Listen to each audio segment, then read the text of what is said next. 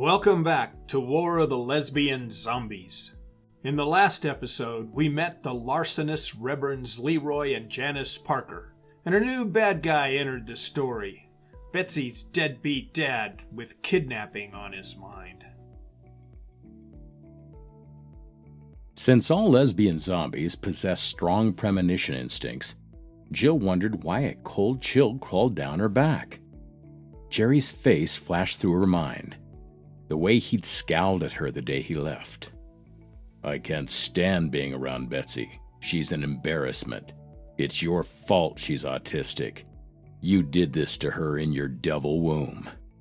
If I'm no longer the mousy young woman who begged him to stay, then why am I so terrified by my own thoughts? Brenda stepped up behind her. The Queen's gentle touch wasn't enough to quell Jill's near-crippling anxiety. I'm sorry, Brenda. I must look a frightful mess. What's troubling you, honey? Betsy's father. For some reason, I can't get him out of my mind. That came on rather sudden. I feel his eyes on me, see the scowl on his face. Your zombie intuitions are getting stronger. Should I be worried? You should be vigilant. Betsy and I are happy here, but I'm afraid something will screw it up for us, like, what if you get killed in Pakistan? I'll be fine. What do we do while you're gone? Just worry and wait? I've got just the thing that will take your mind off Pakistan. How about a trip to Disney World? Betsy would love to see Mickey Mouse. Jorge can take you and the girls. It'll be fun. See all the sights, ride all the rides. A road trip all the way to Florida? I'll ask Monica to get Alfons Learjet. Oh, we wouldn't want to impose on Alfons. He'll do anything for Monica. The man is smitten.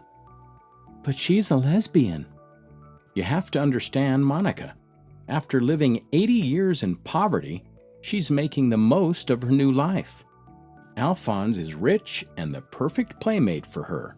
For now, anyway. Let's go tell the girls about the trip. They strolled outside to find them with Jackie, playing chase the ball with Girly Dog in the front yard. By a stroke of luck, or Loa's hand, Brenda caught a glint of sunlight flash from the beach view area a quarter-mile away. Her zombie vision revealed a man seated in a car parked backwards, binoculars to his eyes, and pointed at the estate. She stared back. A litany of threats raced through her mind. Cuban Mafia, Church of the Risen Jesus, Colonel Wesley Miller, Hoffman, the police. Girls, everybody, get in the house. What is it, Brenda? We have a stalker.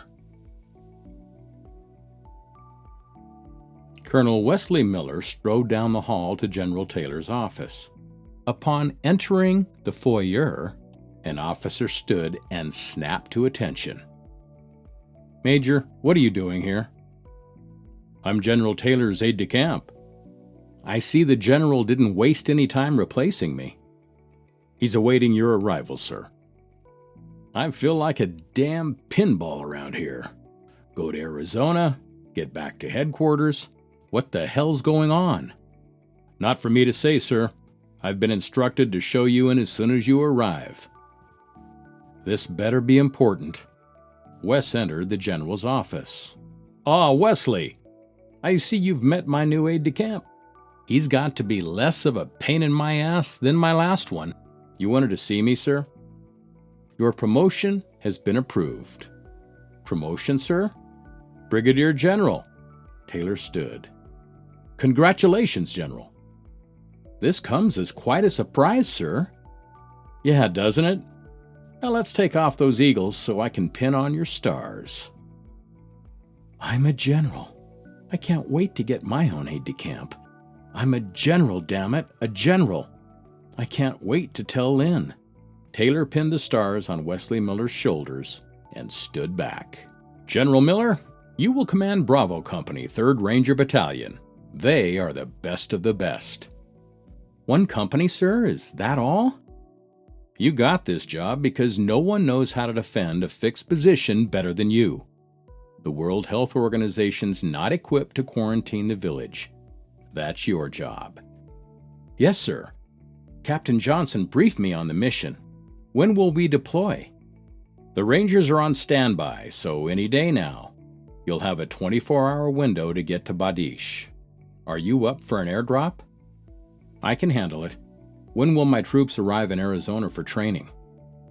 "Transporting that many men could draw attention to our mission. You're going to Fort Leonard Wood." "Hell, Lawrence, we hated that base." "What's wrong? Missouri is beautiful this time of year. Prepare your men and wait for your marching orders." "How long do I have to get them ready?" "Wes, you know the Army drill. Hurry up and wait." The call finally came. Alfons' yacht was in Athens with its all-girl crew. Jorge dropped the sisters off at JFK, then drove to Alfons' private hangar. Jerry Henderson had followed the limo at a distance. When the coast was clear, he checked in with the flight desk. "Where's that jet going?" "Today it's chartered to Orlando, private party." "Disney World?" "Why would you think that?" "Where else would anyone take two little girls in Orlando? Can I catch a ride with them?" "Try the main terminal, sir. This flight's full up." Shit is going to hit the fan in Disney World.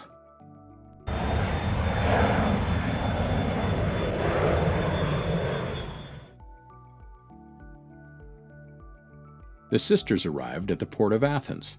Alfons' yacht was moored at the pier.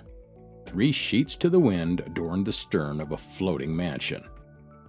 "Let's rename the ship Girls' Night Out. Paint it over that stupid name." "Oh no, Alfons will go ballistic. This yacht is his baby." "Monica, you worry too much. I'm sure you can do something for him in return." "We're not changing the name. Not a scratch, remember?" "Let's get aboard." After the sisters climbed the stairs, the captain was the first one to greet Brenda. "Welcome, Miss Sailor. I'm Kathy Lansford, your captain for this voyage." "It's going to be a long trip, Captain, so there'll be plenty of time to get to know you better. Plenty of time to give you the full lesbian zombie experience." "I certainly hope so." Captain Kathy welcomed all the sisters with the same feminine enthusiasm. "Now that you're all here, I'll ready the ship to cast off." "Before we sail, I want to check out the weapons you have on board." "Why would we have any weapons?" "We'll be sailing through the Gulf of Aden with Yemen on our port and Somalia on our starboard. These are the most dangerous waters in the region, well within striking range of Somali pirates." "Pirates?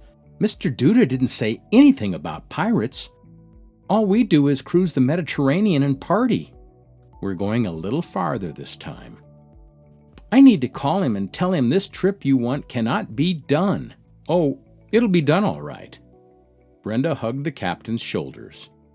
"You'll just have to make a detour to Rhodes, the home port of the U.S. Navy." "You really think the Navy will give you weapons?" "Admiral Roy Kincaid is the commanding officer. He'll give us whatever we need to defend Duda's ship against pirates." "Even if I knew how to fire a gun, I couldn't actually shoot somebody." "Relax. You and your crew won't have to fight any pirates. We'll do the killing if any problems arise." She looked over her beautiful passengers, pictured them in the hot tub, naked, sunbathing on the top deck, naked, drinking and dancing the night away, naked. Not a killer among them. "We'll need an armed escort ship to go where you ask."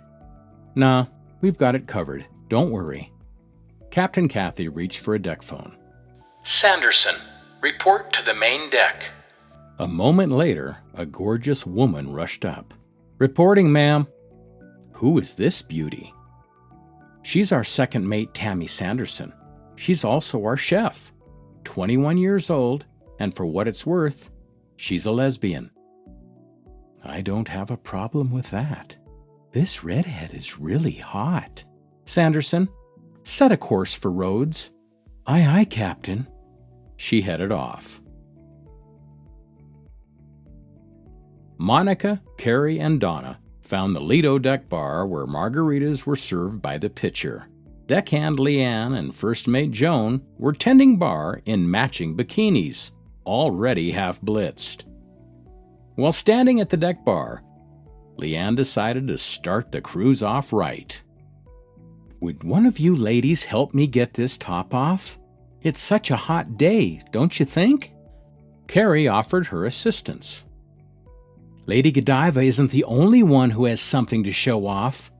Joan's top came off too. Cat calls rose from workmen on the pier.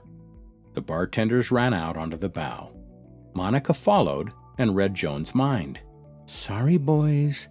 I only put out for Alfons Duda. Leanne waved to the men. You guys are out of luck. Mr. Duda gets me going. You girls know Alfons Duda? Joan and Leanne giggled. Up close and personal. Why? Do you know him? I'm his girlfriend. Oh, you're the black woman he was talking about. What did he say about me? That you'd kill him if you knew we'd had a threesome. Monica stormed back to the bar. Jackie and Brenda were there. Jackie, you want this yacht renamed? So be it. The bimbos came back with their tops in place. Those guys were losers for sure. Get out your paintbrushes, girls. I want you to white out the yacht's name on the stern and paint Girls' Night Out over it. We can't do that. Mr. Duda will have a fit. Who cares? The three-timing bastard has it coming. While the deckhands painted, Monica took pictures of the defacing of Alphonse' pride and joy.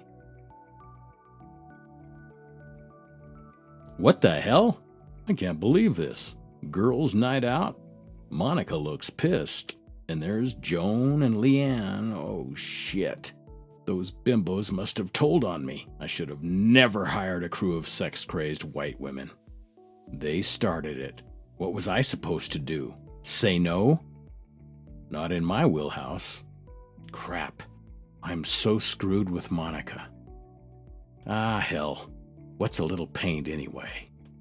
While he stood there worried Monica might never speak to him again, he didn't know that his yacht, Girls' Night Out, was now dogging the Greek archipelago at a top cruising speed en route to Rhodes and the U.S. Navy anchorage. The day was going great for the girls and Jill and Lily.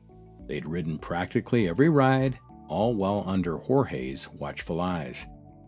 They stopped at Cinderella's royal table for a late lunch and to meet Cinderella in person. Pictures were taken, autographs signed, and the girls were thrilled to dress up as princesses. After eating, Jill and Lily got up from the table. We're going to check the schedule for the Haunted Mansion. No running around. They thought nothing of leaving the girls at the table. Jorge was sitting nearby. Jerry waited until the women were out of sight, then nonchalantly walked up to the girls' table. Wow, you're both beautiful little princesses, just like the real Cinderella. Thank you, mister. I see you've been on a lot of rides this morning. We're going to the Haunted Mansion next. We're not scared. He couldn't believe how hard his heart was beating. Betsy's arm was so close. He could just reach out, grab her, and run. But he saw Jill returning. Damn, he had to scram. You princesses, have a nice day. He hightailed it back to his watching spot.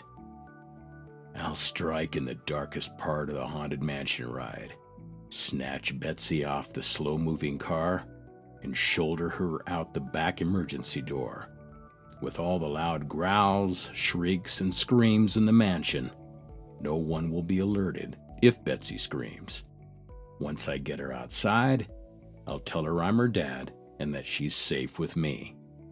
Then we can walk out of Disney World hand in hand, the way dads and daughters do. Sounds like a bad plan to me, Jerry. you better watch your back. Our sincere congratulations go out to Wesley Miller on his promotion, but I'll bet those stars won't save his backside in Pakistan. One thing is certain, that yacht is a boatload of trouble for Alfons. Come back for episode 17 and find out how Jerry the daughter napper fares, and the yacht stops at sea for an all-girl party, while Brenda orchestrates a reunion for Carrie and Frank in Rhodes. Yes, Loa works in mysterious ways.